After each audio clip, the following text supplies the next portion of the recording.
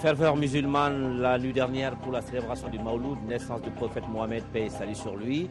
Notre équipe de reportage a fait le tour de la capitale qui a vécu une nuit entière de prières et de bénédictions. Situation au nord, toujours au cœur de l'actualité nationale. Le président de la République recevait aujourd'hui la classe politique qui lui a fait part de son analyse de la crise. ATT a mis l'occasion à profit pour évoquer l'organisation des élections de 2012.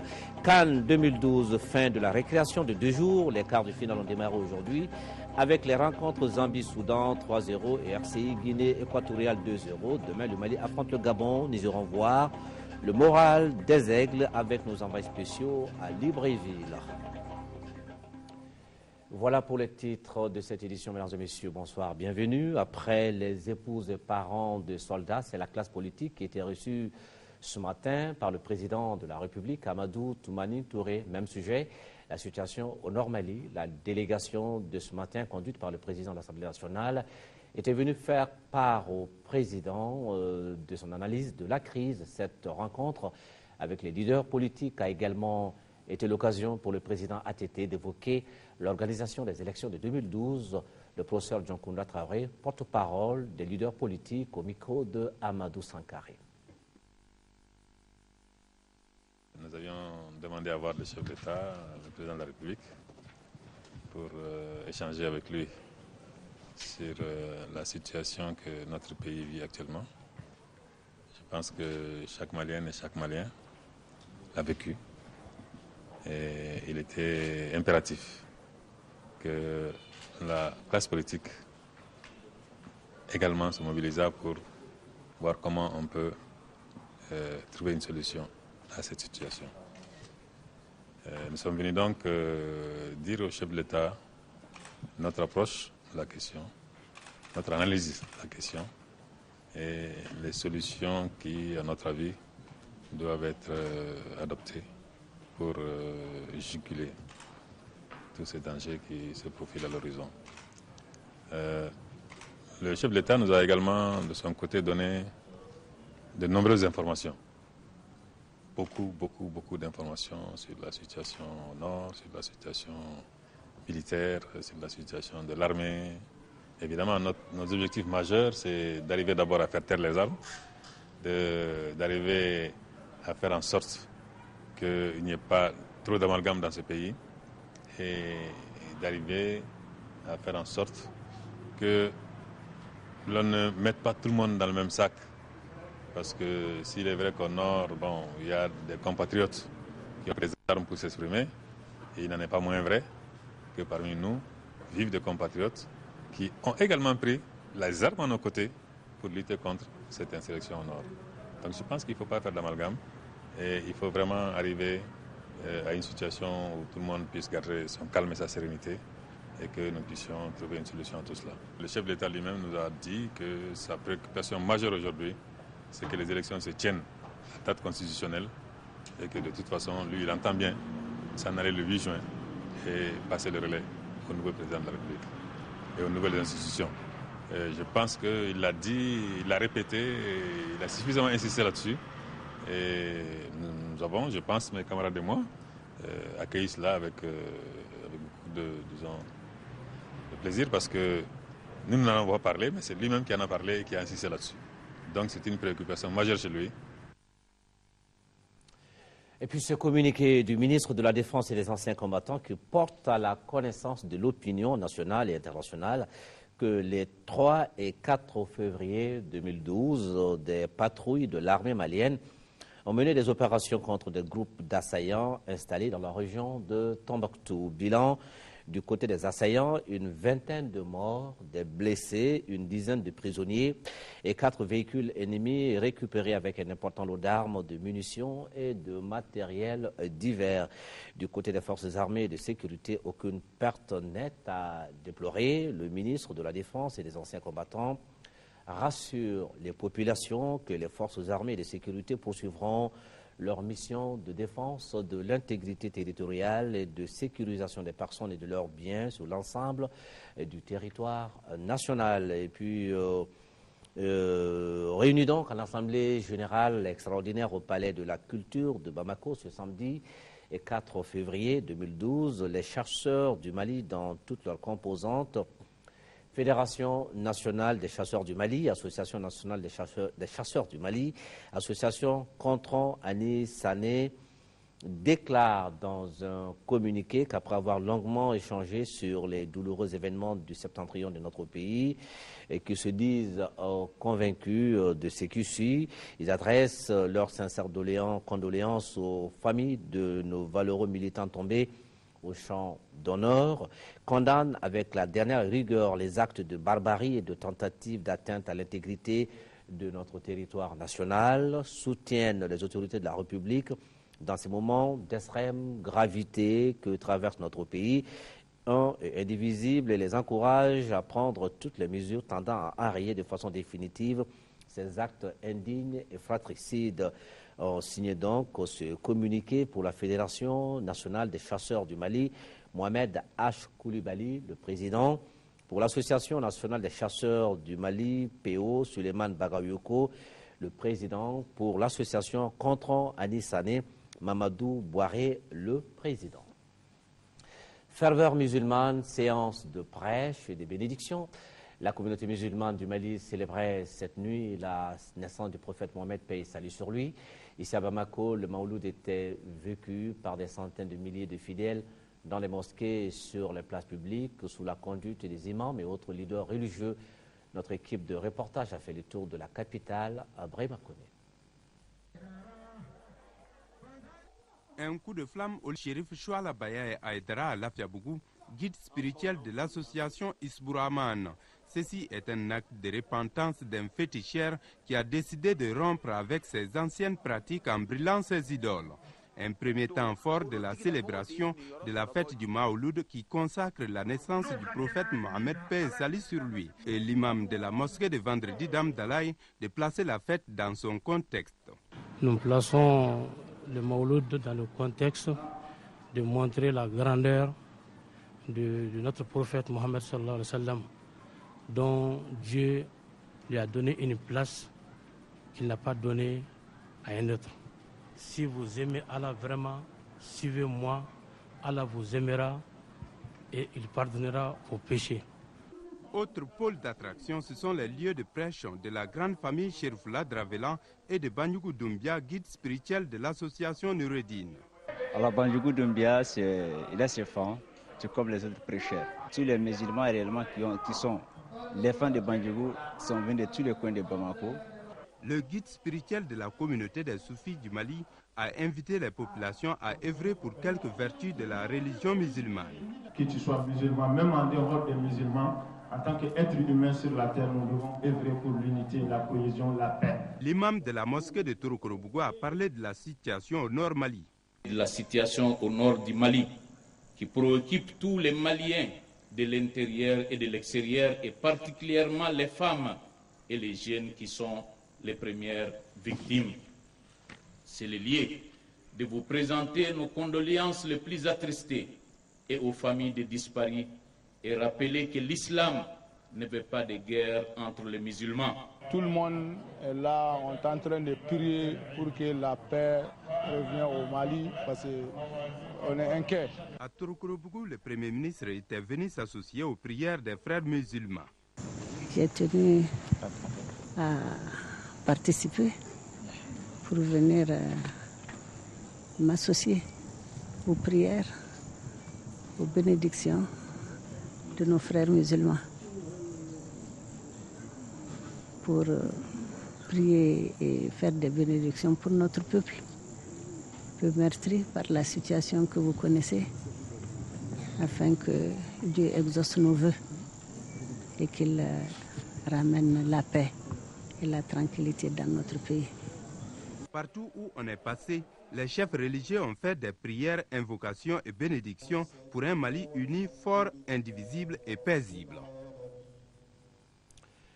Le ministre de l'intégration africaine et des Maliens de l'extérieur était à Addis Abeba, la capitale éthiopienne, et qui vient d'abriter le 18e sommet des chefs d'État et de gouvernement de l'Union africaine.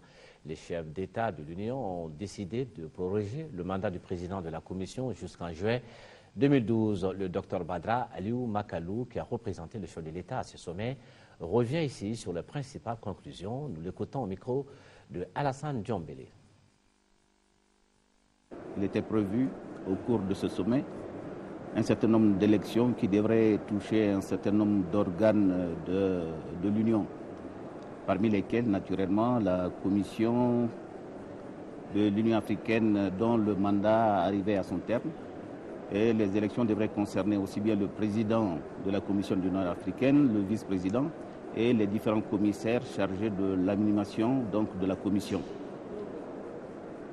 Les chefs d'État et de gouvernement, dans leur sagesse, ont cru devoir, compte tenu de la situation face à laquelle ils se sont trouvés, ont cru devoir donc proroger le mandat de la Commission, aussi bien du président, du vice-président que des différents commissaires, jusqu'au mois de juin 2012. Au terme donc de ce délai, de nouvelles élections seront organisées. Pour le reste, l'on peut dire que les élections se sont déroulées dans les conditions souhaitées, à savoir celles qui ont concerné les 10 membres du Conseil de paix et de sécurité. Il faut dire à ce titre que notre région, la région Afrique de l'Est, est représentée par le Nigeria, la Côte d'Ivoire, la Guinée et la Gambie. Il convient de rappeler à ce sujet que le Mali vient d'achever donc 2 mandats successifs au niveau du Conseil de paix et de sécurité. Les travaux de l'atelier de planification de la communication gouvernementale viennent de s'achever à Sélingué, une session qui a apporté la réflexion sur une meilleure coordination et harmonisation des activités de communication du gouvernement afin de donner plus de visibilité aux actions de l'État. La rencontre était initiée par le ministère de la Communication et la cellule de communication de la primature. Nos envoyés spéciaux, Abdrahman Doka Traoré et Bourama Traoré. C'est une quarantaine de conseillers à la communication et de chargés de mission désormais formés pour bien communiquer sur les grands chantiers de développement initiés par le gouvernement. Ils viennent de l'ensemble des départements ministériels, de la primature et de la présidence de la République. Ces hommes de médias étaient réunis pour un atelier de 5 jours. 5 jours pour planifier les activités de communication gouvernementale. L'exercice au terme duquel les participants ont élaboré un plan consolidé de communication du gouvernement soutenu par une batterie de recommandations. Il s'agit notamment de créer des cellules de communication et de presse dans toutes les ambassades du Mali. Créer des bureaux d'information et de communication dans les départements ministériels pour renforcer la fonction de chargé de mission communication. Créer un service d'information et de communication auprès du Premier ministre à l'image du service d'information et de documentation. Affecter aux activités de communication des ressources financières appropriées, au moins 5% du budget du département. Recommandations auxquelles le département de la communication entend accorder une attention particulière, car ici, l'on est convaincu que la bonne communication est un impératif aujourd'hui pour donner plus de lisibilité aux actions de l'État, d'où l'initiative de la refondation de la communication publique.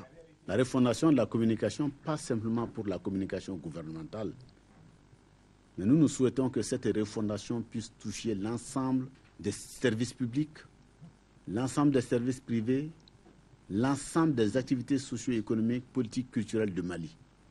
Il faut aller au-delà de la notion de conseiller à la communication ou de cellules de communication. Il faut de véritables bureaux de communication dans les départements ministériels en se fondant sur la notion d'équipe de communication. Une équipe pluridisciplinaire qui va permettre non seulement de valoriser les activités menées dans les différents départements, mais d'améliorer et la communication interne et la communication externe. En attendant, le département de tutelle souligne la nécessité de pérenniser ces cadres d'échange entre les conseillers à la communication et les chargés de mission, avec comme seul objectif une meilleure coordination et harmonisation des activités de communication du gouvernement. Au niveau du département de la communication, nous allons nous essayer. Nous allons tout mettre en œuvre pour que ce genre de rencontres se répète, pour qu'il y ait des lieux d'échange d'informations, de savoir, de savoir-faire, de tour de main. Parce que chacun a des compétences dans tel ou tel secteur, mais si on met ensemble, si on fait la somme de nos compétences dans un cadre synergique et systémique, on peut certainement obtenir des résultats excellents. Par l'organisation de cet atelier, le ministère de la Communication et la cellule de communication de la primature viennent de réussir un grand coup. Il reste maintenant à capitaliser les acquis de la rencontre. L'association des témoins grands témoins du cinquantenaire vient d'élaborer un ouvrage.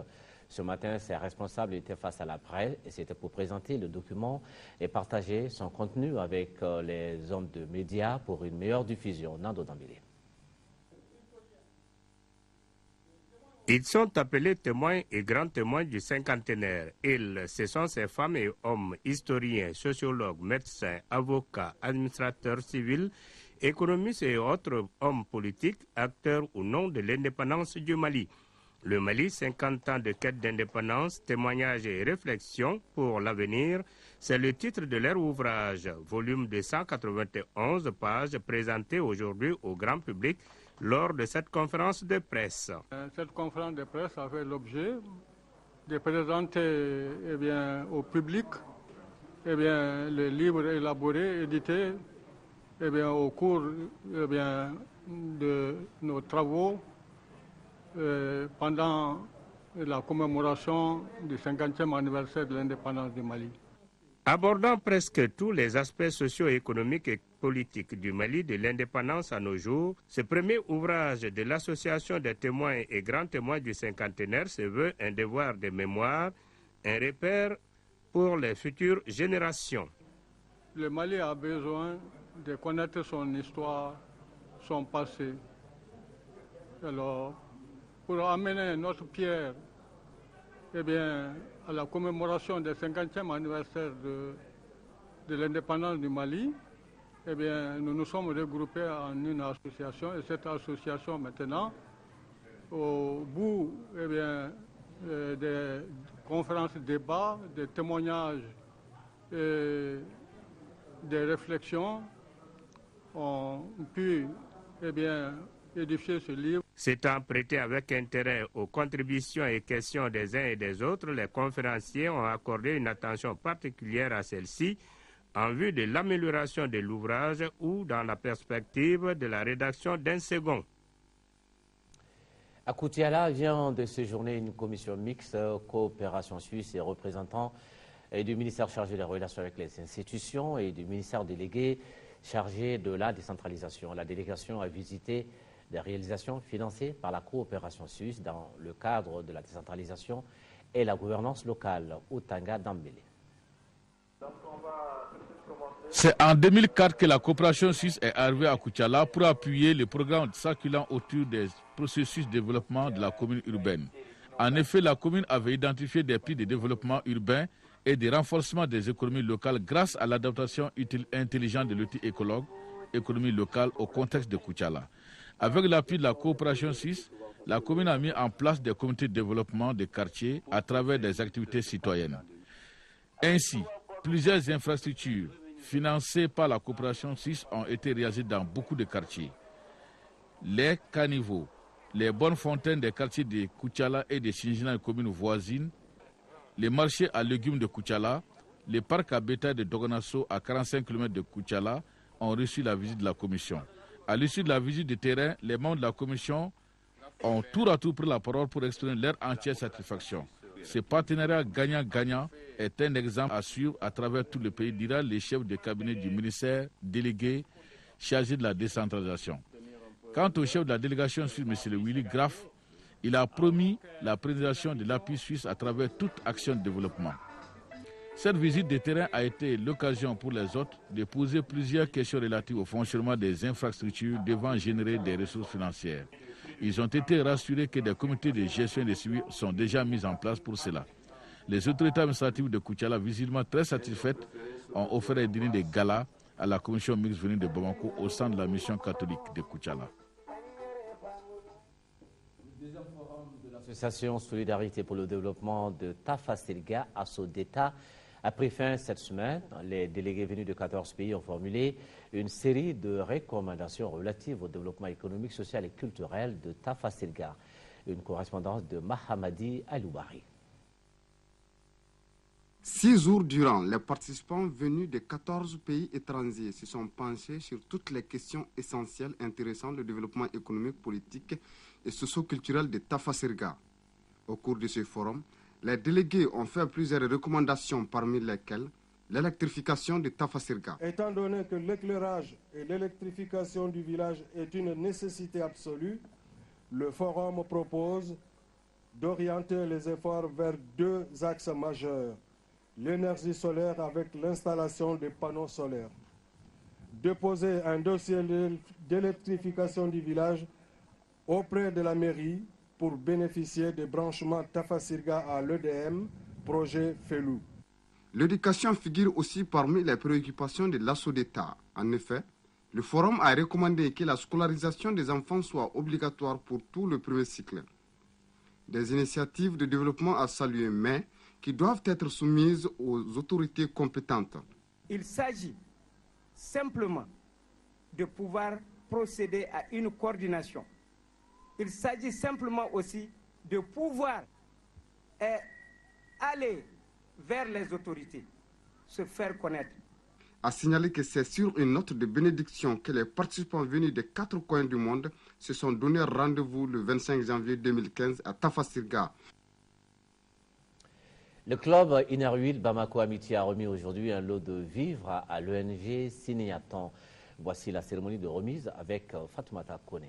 Ces vivres sont composés essentiellement de lait, de sucre, de mil, de pâtes, de haricots, d'huile, entre autres, d'une valeur de 1 500 000 francs CFA. Ce don qui est l'œuvre du club Innerville Bamako Amitié aidera sûrement l'organisation Signaton à alimenter pendant quelques mois les enfants de la rue.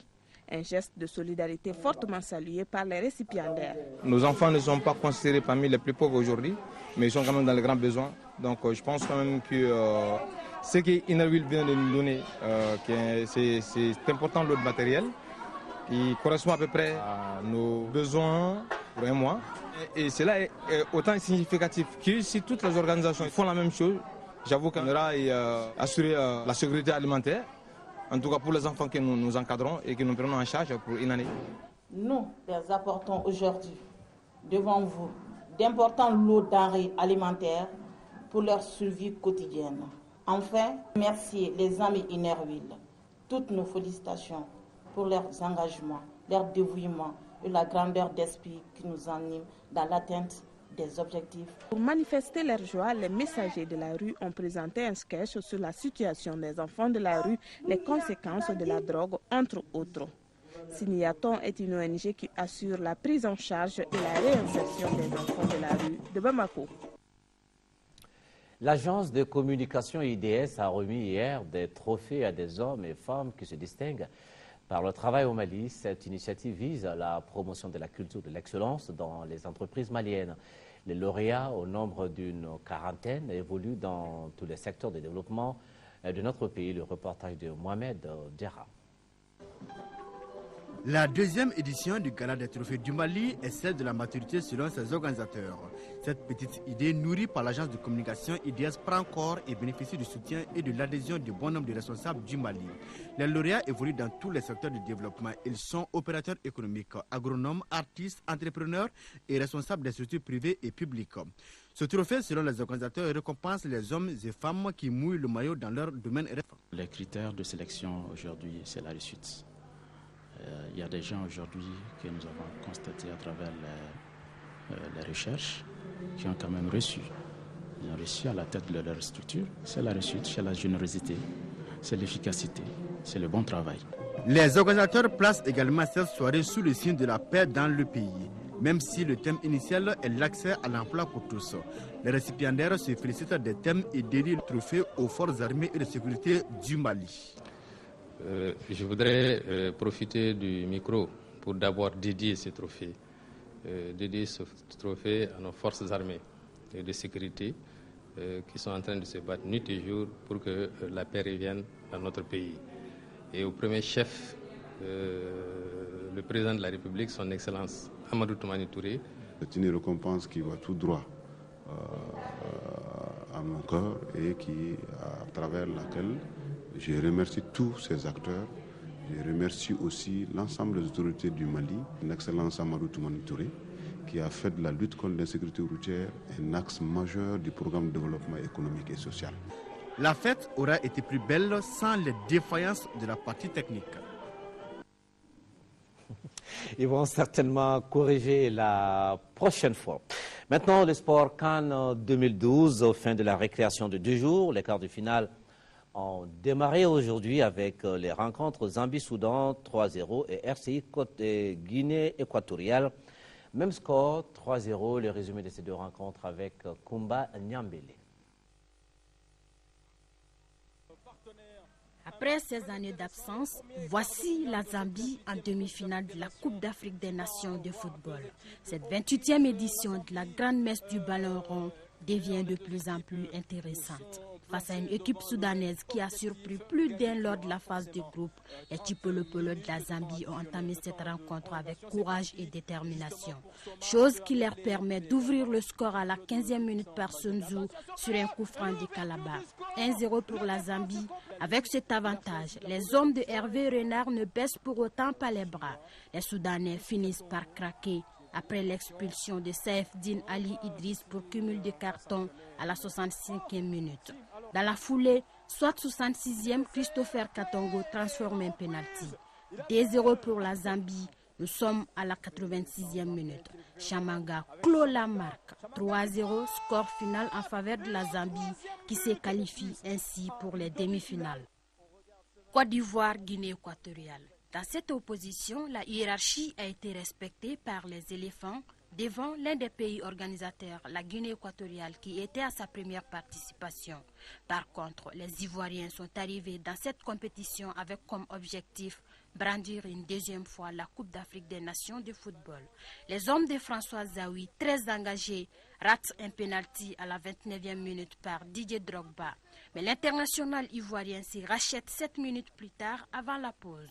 En seconde période, les Ivoiriens aggravent le score par le même Didier Drogba qui signe son doublé de la soirée à la 69e minute. Sans plus tarder, Yaya Touré marque le but du 3-0 pour la Côte d'Ivoire. Ainsi, les éléphants rejoignent la Zambie en demi-finale de cette 28e édition de la Coupe d'Afrique des Nations. Le Mali et le Gabon se rencontrent demain en quart de finale donc de la CAN 2012. À la veille de ce match, nos envoyés spéciaux évaluent ici les chances des 2 équipes d'Embawan, Amara Malé Diallo. Les quarts de finale annoncent le début des matchs à élimination directe. Plus de place au calcul et à l'improvisation. Il faut gagner simplement. Alain Giresse connaît la règle, c'est sûr, et s'attellera à permettre aux Aigles de franchir l'étape gabonaise. Une étape qu'il va falloir négocier avec beaucoup de lucidité et de précision devant les buts. Nous, on est venus ici pour faire quelque chose. Donc voilà, même si on sait que ça va être difficile, mais on va se battre aussi parce qu'on a la possibilité pour gagner. On a des joueurs qui ont des qualités.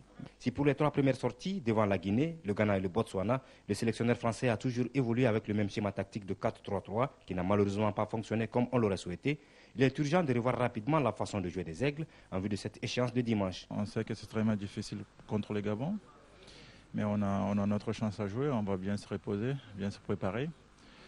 Sur 90 minutes, c'est vrai qu'ils vont jouer devant leur public, mais bon, il y a pas mal de Maliens aussi qui sont là. On va faire le maximum, et j'en suis sûr et persuadé qu'on a notre coup à jouer et on va la jouer à fond. Les Gabonais qui ont fait un parcours sans faute se présenteront avec beaucoup de confiance grâce à l'enthousiasme du groupe et surtout à sa réussite devant les buts. Et quand on sait que le point fort des Aigles est sa défense, on peut s'attendre à un duel de haut niveau pour ce match.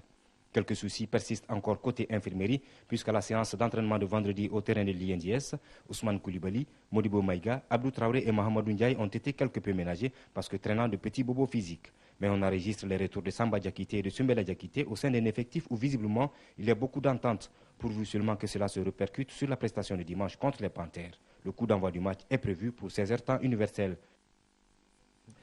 Et après un sans faute au premier tour, les Panthères du Gabon entendent, eux, écarter les Aigles du Mali et continuer allègrement à faire rêver leur public. Cependant, les Gabonais ne sous-estiment pas les Aigles du Mali, loin s'en faut, Kodisibi. 3 matchs, 3 victoires, 6 buts marqués, 2 encaissés. C'est le bilan des Panthères du Gabon au premier tour. Oublier cette performance et se remettre en cause, c'est la philosophie de l'équipe gabonaise dans la perspective du match de quart de finale contre le Mali. Les Panthères reconnaissent avoir l'avantage de jouer devant leur public, mais refusent le statut de favori. Favori, c'est normalement trop dur. Nous sommes juste le petit Gabon. C'est juste sur le terrain que nous devons démontrer ce que nous connaissons. Et moi, je pense que c'est par rapport au match que nous démontrons que nous sommes le petit Gabon qui veut être demain ou après-demain parmi les grandes nations du football africain. Sans craindre l'adversaire, les Gabonais sont conscients des atouts des Aigles du Mali. Pour la qualité de l'effectif, je respecte cette équipe pour la qualification obtenue dans un groupe difficile également. Je suis admiratif devant le palmarès de certains joueurs que nous n'avons pas. On n'a personne qui joue au Barça, on n'a personne qui joue autant dans des clubs professionnels que les joueurs maliens. Voilà, on sait tout ça, mais on l'a déjà vécu contre le Maroc, contre la Tunisie, et ça ne nous a pas empêchés de gagner. Ce dimanche, Alain Giresse sera face à ses anciens protégés. Le technicien français connaît la plupart des joueurs gabonais qu'il a amenés à la dernière Coupe d'Afrique des Nations. L'encadrement technique gabonais ne s'inquiète pas pourtant. Ils pensent parce qu'ils nous connaissent qu'ils vont gagner. Moi-même, j'ai vécu ce genre de situation en finale de la Coupe d'Europe, où j'ai joué contre mon ancien club en étant coach des Girondins de Bordeaux, et ça ne m'a pas permis de battre le Bayern. Donc on part à chance égale. On a un petit avantage peut-être de jouer à domicile, mais ils ont un effectif plus huppé que le mien. Et je crois que vraiment, on part à 50-50. Le franco-allemand a du mal à imaginer une éventuelle élimination de son équipe par les Aigles du Mali. Il reconnaît tout de même qu'il a du pain sur la planche et qu'il va falloir tout donner pour continuer à faire rêver le public gabonais. Et nous vous rappelons ce communiqué du ministre de la Défense et des anciens combattants qui porte à la connaissance de l'opinion nationale et internationale que les 3 et 4 février 2012, des patrouilles de l'armée malienne ont mené des opérations contre des groupes d'assaillants installés dans la région de Tombouctou. Le bilan: du côté des assaillants, une vingtaine de morts, des blessés, une dizaine de prisonniers et 4 véhicules ennemis récupérés avec un important lot d'armes, de munitions et de matériel divers. Du côté des forces armées et de sécurité, aucune perte nette à déplorer. Le ministre de la Défense et des anciens combattants rassure les populations que les forces armées et de sécurité poursuivront leur mission de défense de l'intégrité territoriale et de sécurisation des personnes et de leurs biens sur l'ensemble du territoire national. Point final à cette édition. L'édition de la mi-journée de demain, c'est avec Dey Sissoko, Inch'Allah. On se retrouve pour l'édition du soir et on souhaite que ce soit après la victoire des Aigles. Bonne chance aux Aigles. Merci, mesdames, messieurs. Bonne nuit.